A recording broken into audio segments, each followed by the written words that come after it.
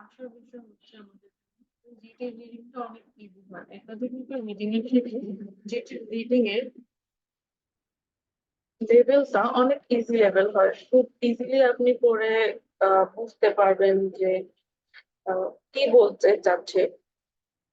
একাডেমিকের passage গুলা আর জিটির passage গুলোর মধ্যে অনেক কিছু বেসিক ডিফারেন্ট আছে। ফার্স্ট অফ অল হচ্ছে এটার লেভেল, যেটা হচ্ছে জিটিরটা অনেক ইজি হয় একাডেমিকের তুলনায়। আর একটা ব্যাপার হচ্ছে একাডেমিকে 3টা প্যাসেজ থাকে, ওইখান থেকে 40টা কোয়েশ্চেন থাকে। কিন্তু জিটিতে 3টা প্যাসেজ থাকে না, জিটিতে সেকশন থাকে। সেকশন 1 যেরকম আমরা দেখতে পাচ্ছি, তারপরে সেকশন 2, সেকশন 3 এরকম থাকে। প্যাসেজ কয়েকটাই থাকে, মানে আমার রিডিং সিন করার মতো প্যাসেজ গুলো অনেকগুলাই থাকে। যে এখানে সেকশন 2 এর জন্য একটা দেওয়া আছে, আবার এখানে সেকশন 2 এর জন্য 2টা প্যাসেজ আছে, মানে 2টা পড়ে পড়ে আমাকে অ্যান্সার করতে হবে। কোয়েশ্চেন প্যাটার্ন গুলো একটু আহ অন্যরকম। কিছুটা কয়েকটা কোয়েশ্চেন প্যাটার্ন আছে যেগুলো একাডেমিকে হয় না, বাট ওভারঅল জিটি রিডিংটা অনেক বেশি ইজি হয়। তো আমরা খুব ইজিলি সলভ করতে পারবো। যেটা আমাদের করতে হবে, আমাদের একটু রিডিং হ্যাবিট ইনক্রিজ করতে হবে। রিডিং হ্যাবিট ইনক্রিজ করলে আমরা খুব ক্লিয়ারলি মিনিংটা যদি বুঝতে পারি, জাস্ট একটু বেসিক ইংলিশ বা বেসিক রিডিং করে বোঝার অ্যাবিলিটি থাকলেই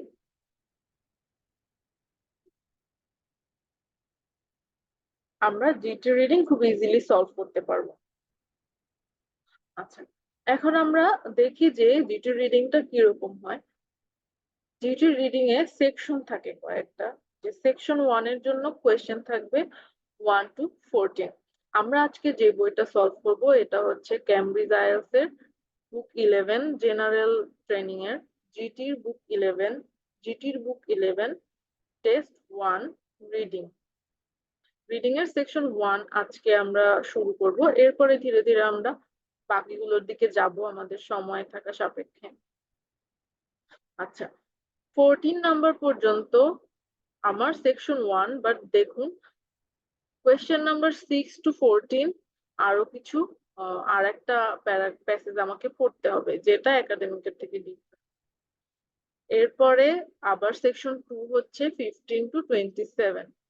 আমাকে 15 to 21 এর জন্য একটা প্যাসেজ দেওয়া হয়েছে, 22 to 27 পর্যন্ত আর একটা প্যাসেজ দেওয়া হয়েছে। এরপরে সেকশন 3, এটা হচ্ছে 28 থেকে 40 পর্যন্ত। লিস্ট অফ হেডিংস আছে এই যে জেব্রাদের নিয়ে। তারপরে এখানে আচ্ছা, এখানে একটা প্যাসেজের মধ্যে সবগুলো কোয়েশ্চেন, হ্যাঁ, আর বাড়তি কোনো প্যাসেজ দেয়নি। যেহেতু একটা প্যাসেজে আমার 14টা কোয়েশ্চেন, এই জন্য এই প্যাসেজটা বাকিগুলোর থেকে একটু বড়। আচ্ছা, আমরা আজকে প্যাসেজ 1 বা সেকশন 1 থেকে শুরু করব, দেখবো যে কি কোয়েশ্চেন প্যাটার্ন আছে। আচ্ছা, 1 থেকে 5 হচ্ছে আমাদের প্যাসেজ 1 এর কোয়েশ্চেন প্যাটার্ন দেওয়া আছে। আহ, এটা কি আমরা দেখতেই পাচ্ছি যে এটা true false not given, true false not given. এটা মাঝে মধ্যে ইয়েস নো নট গিভেন থাকে। এই কোয়েশ্চেনটা সলভ করার কিছু বেসিক রুলস আছে, সেগুলো নিয়ে একটু আলোচনা করি। ট্রু ফলস নট গিভেন যখন কোয়েশ্চেনে আসবে, তখন আমরা অ্যান্সারে ট্রু ফলস নট গিভেন লিখবো। ট্রু কখন লিখবো? যখন আমার এই কোয়েশ্চেনটা প্যাসেজের সাথে একেবারে মিলে যাবে। এখানে আমরা ইনস্ট্রাকশন দেখি, এখানে বলেছে কি, if the statement agrees with the information. If the statement agrees with the information, স্টেটমেন্টটা যদি ইনফরমেশন, স্টেটমেন্ট বলেছে এই কোয়েশ্চেনটাকে, এখানে যে জিনিসগুলো দেওয়া আছে এগুলো হচ্ছে সব statement. If the statement agrees with the information, কোন ইনফরমেশনের কথা বলেছে এখানে? ইনফরমেশন বলেছে যেটা প্যাসেজে দিয়েছে। আমার এই স্টেটমেন্টের সাথে প্যাসেজে দেওয়া ইনফরমেশন মিললেই আমার, তখন আমি ট্রু দিব। ফলস কখন বলবো? যখন if the statement contradict, contradict মানে বিপরীত, বা আমার আমার এখানে স্টেটমেন্টে যা বলেছে আমার প্যাসেজে বিপরীত কথা বলবে, তাহলে আমি দেব ফলস। নট গিভেন দিব কখন? If there is no information on this, যখন এইটার কোনো ইনফরমেশনই দেওয়া থাকবে না, তখন আমরা দেব নট গিভেন। আমরা এখন এক্সামে টাইম বাঁচানোর জন্য ট্রু ফল নট গিভেন এভাবেও লিখতে পারি, ট্রুর জায়গায় টু, টি, ফলস এর জায়গায় এফ, আর নট গিভেন এর জায়গায় শুধু এন দিলে হবে না, আমাকে এনজি দিতে হবে, কারণ শুধু এন দিলে ওইটা নো মিন করে, নো মিন করে। তো এটা তো আমার ইয়েস নো নট গিভেন না, তো আমি ওখানে এন দিতে পারবো না, শুধু আমাকে এনজি দিতে হবে। এটা আমাদের টাইম সেভ করবে। আর মেইন এক্সামে আমরা ট্রাই করব সবকিছু এরকম বড় অক্ষরে লেখার, তাহলে আমাদের স্মল লেটার ক্যাপিটাল লেটারের জন্য কোনো মিস্টেক হবে না। আমরা এরপরে কি করব, আমাদের ট্রু ফলস নট গিভেন হচ্ছে সব থেকে সহজ একটা কোয়েশ্চেন টাইপ। আমাদের টার্গেটে রাখতে হবে যে এটা যাতে আমার 100% অ্যাকুরেট থাকে। আচ্ছা, কিভাবে আমরা সলভ করব আর কোন ওয়েতে আগাবো সেটা আগে বলি।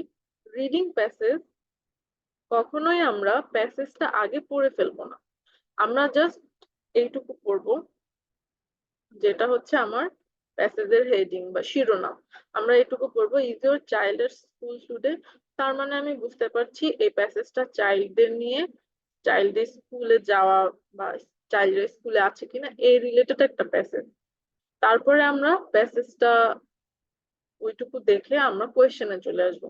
কোয়েশ্চেন প্যাটার্নে আমি দেখছি যে ওই প্যাসেজ থেকে আমাকে 1 থেকে 5 পর্যন্ত কোয়েশ্চেন দিয়েছে। আর এই কোয়েশ্চেন কি, ট্রু ফলস নট গিভেন প্যাটার্নের। তার মানে আমি বুঝে গেলাম আমার কোয়েশ্চেন প্যাটার্ন কি আছে। এখন আমার যে কাজ, ট্রু ফলস নট গিভেন দেখে ফেলেছি, এখন আমি দেখবো যে এই কোয়েশ্চেন গুলো আমি পড়বো আগে, আমি প্যাসেজটা আগে পড়বো না। কোয়েশ্চেনটা পড়ে কোয়েশ্চেনের মধ্যে থেকে মেইন মেইন কিছু ওয়ার্ড আমি আন্ডারলাইন করবো, আর ওই ওয়ার্ড গুলো আমি মাথায় রাখবো। আমার কাজ হবে প্যাসেজে যেখানে ওই ওয়ার্ড আছে বা প্যাসেজে যেখানে ওই রিলেটেড কথা আছে, আমি তখন বুঝতে পারবো প্যাসেজের ওই জায়গায় এই কোয়েশ্চেনের অ্যান্সার আছে। আমি ওইখানে কেয়ারফুলি পড়ে ওই কোয়েশ্চেনের অ্যান্সারটা খুঁজবো। এগুলো আমাদেরকে এই যে মেইন ওয়ার্ড বা সবাই বলে যেটাকে কিওয়ার্ড, এই কিওয়ার্ড গুলো আইডেন্টিফাই করে আমাদেরকে কোয়েশ্চেন লোকেট করতে হেল্প করে। তো এখানে আমরা বলছি কি children must go to school. আচ্ছা, আমরা এখান থেকে কোয়েশ্চেন গুলো পড়ে পড়ে আন্ডারলাইন করে যাব। সবগুলো যখন আন্ডারলাইন করা হয়ে যাবে তখন আমরা প্যাসেজ করবো। আচ্ছা, আমরা তাহলে সলভ করা শুরু করি। আগেই বলে দিচ্ছি যে জিটির রিডিং অনেক ইজি, তো নার্ভাস হওয়ার কিছু নেই, ভয় পাওয়ার কিছু নেই, একটু মিনিং বুঝে বুঝে সলভ করলেই সবগুলো হয়ে যাবে।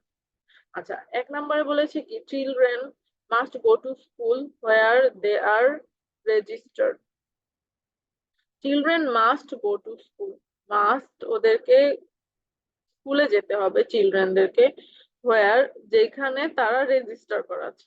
আচ্ছা, এটা তো জেনারেল নর্মাল কথা যে যেখানে ওরা রেজিস্টার করা থাকবে ওইখানেই হচ্ছে চিলড্রেন যাবে, বাট আমরা নিজেদের জেনারেল নলেজ দিয়ে কোনো অ্যান্সার দিতে পারবো না। প্যাসেজে যদি এই কথাটা উল্লেখ থাকে বা এই কথার বিপরীত কথা উল্লেখ থাকে সেইটার বেসিসে আমি অ্যান্সার দিব। এই কথাটা যদি সরাসরি এভাবে বলে দেয় প্যাসেজে তাহলে দিব ফলস, যদি উল্টা কথা বলে যে না যাওয়া দরকার না, মাস্ট নট, তাহলে ফলস দিব। যদি এই রিলেটেড কোনো কথাই না থাকে তাহলে নট গিভেন। টুতে বলেছে all arrivals after the register. আচ্ছা, all arrivals after the register, after the register, রেজিস্টারের পরের একটা ইনসিডেন্ট। আমার এটা মাথায় রাখতে হবে, যখন প্যাসেজে আফটার দি রেজিস্টারের পরে কোনো কথা বলবে ওই জায়গায় আমি এটা খুঁজবো। All arrivals after the register has closed আর, আচ্ছা, all arrivals after the register has closed, সব ধরনের আশা যেটা হচ্ছে রেজিস্টারের পরে, রেজিস্টার যখন খাতায় তুলে ফেলে যে উনি চলে এসছে, বা রেজিস্টার যখন ক্লোজ হয়ে যায়, আর রেকর্ডেড অ্যাজ গুলা কি করা হবে, এরপরে যদি কেউ আসে, রেজিস্টার যখন ক্লোজ হয়ে যাবে এরপরে যদি কেউ অ্যারাইভ করে, কেউ যদি এরপরে আসে, আফটার অ্যারাইভাল কেউ যদি এর পরে আসে, আর রেকর্ডেড অ্যাজ, তাহলে ওইটা রেকর্ড করা হবে কিসের মতো, আনঅথরাইজড অ্যাবসেন্স, আনঅথরাইজড অ্যাবসেন্স হিসেবে। তাহলে আমরা আমাদের মেইন কিওয়ার্ড হচ্ছে আনঅথরাইজড অ্যাবসেন্স, আর একটা জি, আর একটা কি arrival after the register has close. আমাদের এগুলো মাথায় রাখতে হবে। আচ্ছা, 3 নম্বর পড়ি, if your child is absent from school, child is absent তাহলে অ্যাবসেন্ট নিয়ে যেখানে কথা আছে, from school you must send the school a letter of explain হয়, এ লেটার এক্সপ্লেন হোয়াই, এটা কি করতে হবে, স্কুলে সেন্ড করতে হবে। You must send the school a letter to explain হয়। আচ্ছা আমরা তিনটা যেহেতু পড়েছি আমরা তিনটা সলভ করি, তারপরে দেখবো বাকিগুলো। Children must go to school where they are registered বলেছে কি। আচ্ছা, if your children at school today, is your children at school today, sorry, is your children at school today, তোমার চিলড্রেন কি আজকে স্কুল আছে কিনা, কোয়েশ্চেন মার্ক দিয়ে এই হেডিং দিয়েছে। এরপরে বলেছে school attendance information for parents or কেয়ারার্স, যারা প্যারেন্টস বা কেয়ার নেয় তাদের জন্য স্কুল অ্যাটেন্ডেন্সের ইনফরমেশন বা ডেটা। আচ্ছা, তো এইগুলা হচ্ছে স্কুলে ভর্তি হওয়ার সময় যে লিফলেট গুলো দেয় না, যে রুলস এর লিফলেট গুলো দেয়, কাগজ গুলো দেয়, ওইগুলা, এগুলোই হচ্ছে ফর্মাল পেপার। তো এটা থেকে আমাদেরকে সব কোয়েশ্চেন গুলো অ্যান্সার করতে হবে। ফার্স্টে দিয়েছে কি ইন্ট্রোডাকশন। ইন্ট্রোডাকশনে বলেছে receiving a good full time education will give your child the best possible start in life. একটা ভালো ফুল টাইম এডুকেশন রিসিভ করা, নেওয়া, উইল গিভ ইউর চাইল্ড, তোমার বাচ্চাকে দেবে the best possible start in life, লাইফের সব থেকে সেরা শুরু বা আরম্ভ, তাদের লাইফের সব থেকে সেরা আরম্ভ দেবে। অ্যাটেন্ডিং স্কুল রেগুলারলি, প্রতিদিন স্কুলে যাওয়া এবং পাংচুয়ালি টাইম মতো যাওয়া, ইজ এসেনশিয়াল মানে খুব গুরুত্বপূর্ণ। If children are to make to most of the opportunities available to them, যদি চিলড্রেন না বেশিরভাগ অপরচুনিটি নিজেদের জন্য অ্যাভেলেবল করতে চায়, তাহলে ওদের জন্য রেগুলার আর পাংচুয়ালি স্কুলে যাওয়া হচ্ছে essential. The law says that parents must ensure The law says that parents must ensure that their child regularly attends the school where she or he is registered. আচ্ছা, the law says আইন বলে parents must ensure, প্যারেন্টসদেরকে হচ্ছে নিশ্চিত করা উচিত, ensure মানে নিশ্চিত করা, that their child regularly attends, তাদের চাইল্ডরা রেগুলারলি যাতে অ্যাটেন্ড করে দি স্কুল, ওই স্কুল, ওয়ার যেখানে ওই চাইল্ড হি বা শি ইজ রেজিস্টার্ড, যেখানে সে রেজিস্টার্ড। আচ্ছা দেখেন আমাদের কোয়েশ্চেনে কিন্তু রেজিস্টার নিয়েছিল, বলছিল কি, বলেছিল যে children must go to the school where they are registered, এই লাইনটাই বলেছে না সরাসরি। দেখেন কতটা ইজি ভাবে দিয়ে দিয়েছে। তো এখানে তো সরাসরি এটাই বলেছে, তার মানে একের অ্যান্সার আমি দেবো ট্রু, কারণ আমার স্টেটমেন্টটা আমার প্যাসেজের সাথে একেবারে মিলে গেছে, একেবারে এগ্রি করে। আচ্ছা, এরপরে ছিল একটা unauthorised absent after the registered has closed, দেখি এরপরে কি আছে।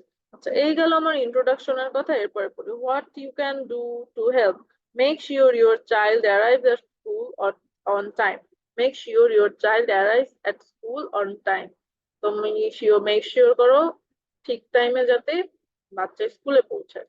This encourages habit of good time keeping, এইটা উৎসাহ দেয়, এনকারেজ মানে উৎসাহ দেওয়া, হ্যাবিট স্বভাব, অফ কোন স্বভাবকে, অফ গুড টাইম কিপিং ভালো সময়ের চর্চাকে, মানে যারা হচ্ছে সময়ানুবর্তিতা এটাকে বুঝিয়েছে।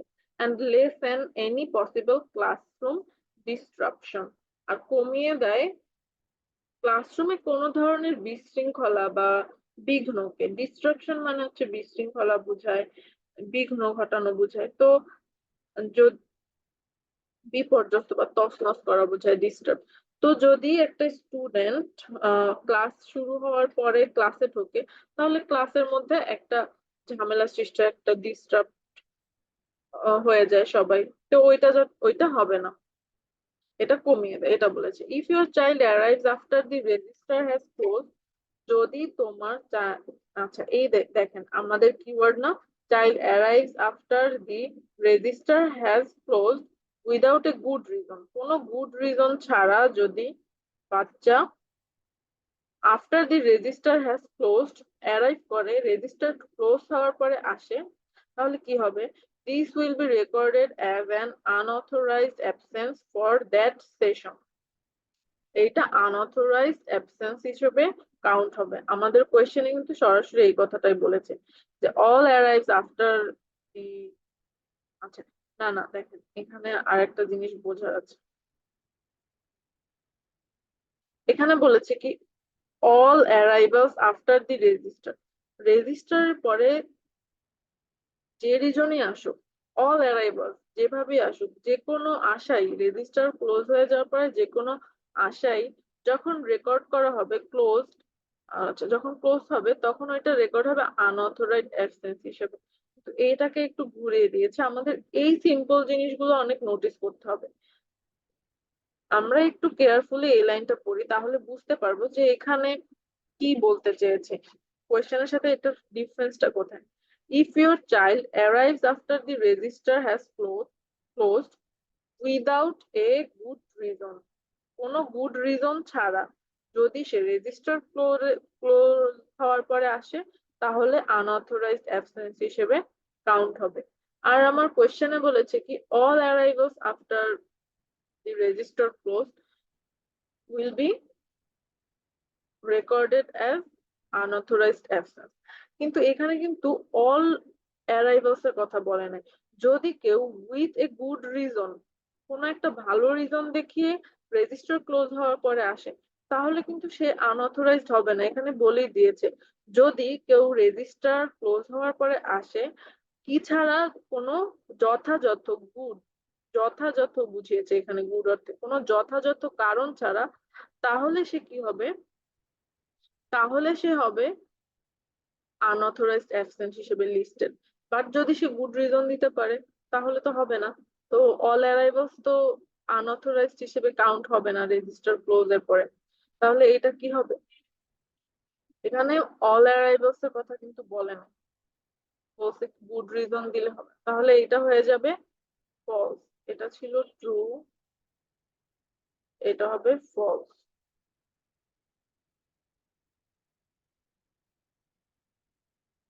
3 নাম্বারটা কি যেন পড়েছিলাম আমরা, আবার একটু দেখি। If your child is absent from school, যদি অ্যাবসেন্ট থাকে, ইউ মাস্ট সেন্ড দি স্কুলে letter of, letter to explain হয়, তোমাকে একটা লেটার দিতে হবে। You must send the school a letter to explain হয় কেন তুমি তুমি এই যে অ্যাবসেন্ট ছিল এটার একটা এক্সপ্লেইন করে, কেন কেন অ্যাবসেন্ট এটা এক্সপ্লেইন করে একটা লেটার দিতে হবে। দেখি আমরা প্যাসেজে অ্যাবসেন্টের ব্যাপারে কি বলেছে, আমরা যে পর্যন্ত পড়েছি ওইটা পরে থেকে পড়বো। If your child has to miss, আচ্ছা has to miss, school miss দেওয়া মানে কি স্কুলে অ্যাবসেন্ট থাকা। If your child has to miss school, it is vital that you let the school know why, preferably on the first morning of absence, preferably on the first morning of absence, absence এর first morning এই হচ্ছে দিতে হবে। Your child's school will have an attendance policy explaining how this should be done.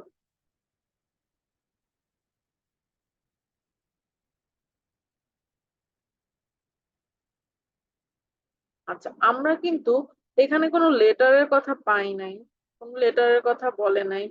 বলেছে কি your child school will have an attendance policy, তোমার বাচ্চার স্কুলে একটা অ্যাটেন্ডেন্স পলিসি থাকবে, একটা নিয়ম থাকবে ওদের। Explaining how this should be done, ওই নিয়মটা কি করবে, ওই নিয়মটা তোমাকে বলে দেবে যে এটা কিভাবে দিতে হবে। এখানে সরাসরি বলে নাই যে তোমাকে লেটার দিয়েই দিতে হবে। আমার কোয়েশ্চেনে ছিল তোমাকে একটা লেটার জমা দিতে হবে যদি তোমার চাইল্ড অ্যাবসেন্ট থাকে, তাহলে এই ইনফরমেশন তো দেওয়া নাই তাই না,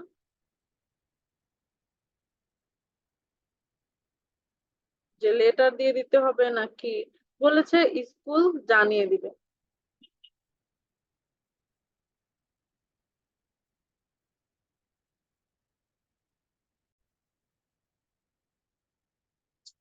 তো আমার কোয়েশ্চেনে বলেছে তোমাকে অবশ্যই একটা লেটার দিতে হবে, আর আমার অ্যান্সারে, আমার প্যাসেজে বলেছে যে ওটা স্কুল থেকে এক্সপ্লেন করে দিবে, তার মানে লেটারের কথা এখানে বলা নাই কিছু, আমাকে কি দিতে হবে, নট গিভেন দিতে হবে।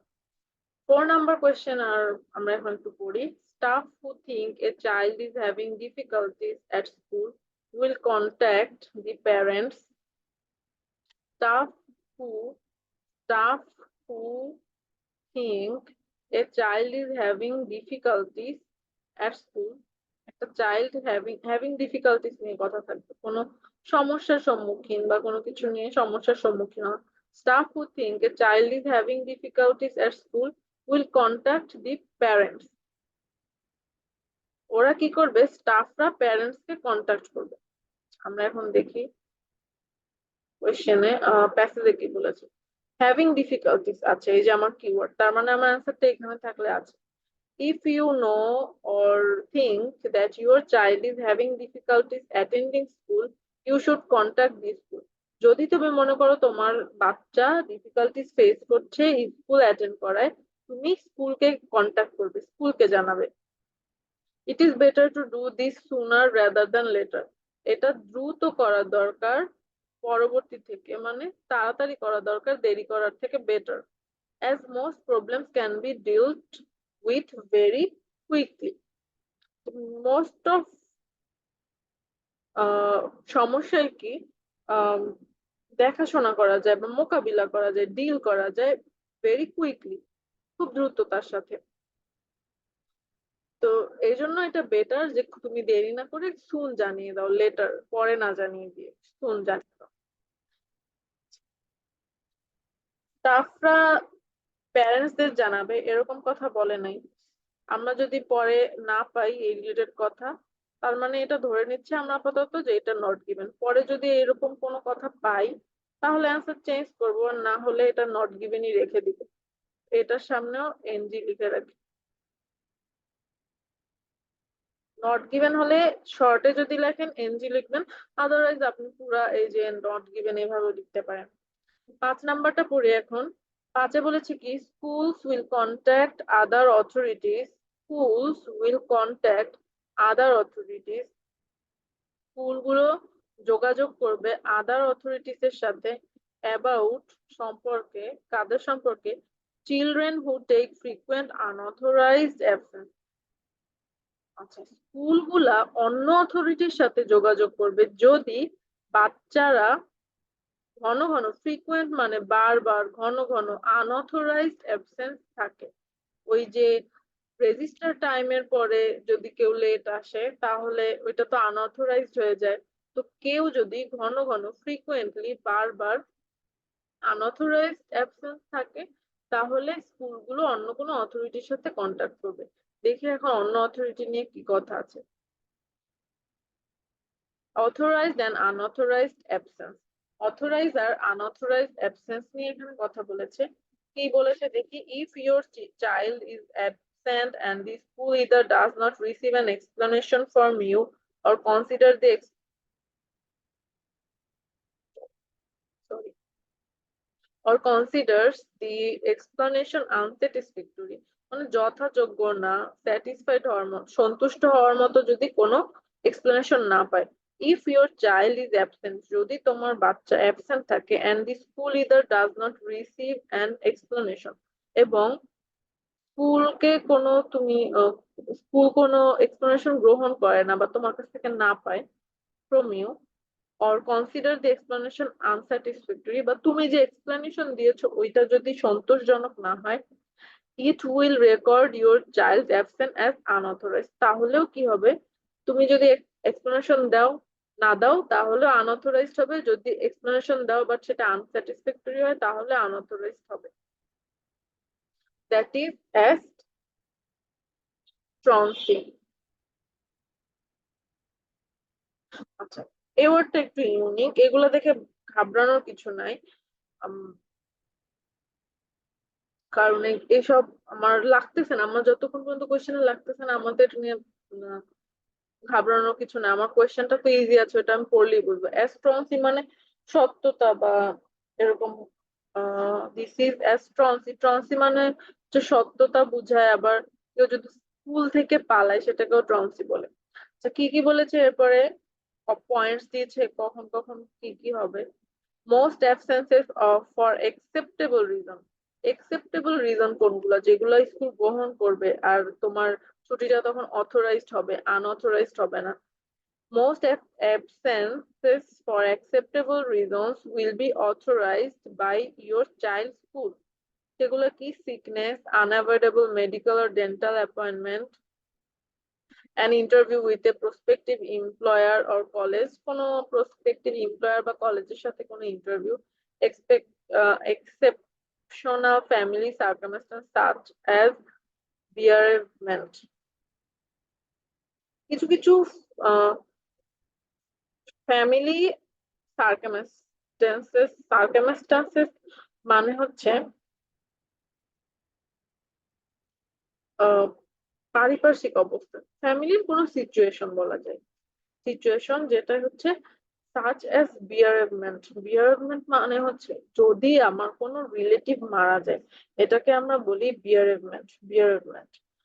days of religious absence, observance, religious যদি কোনো ইম্পর্টেন্ট ডে হয়।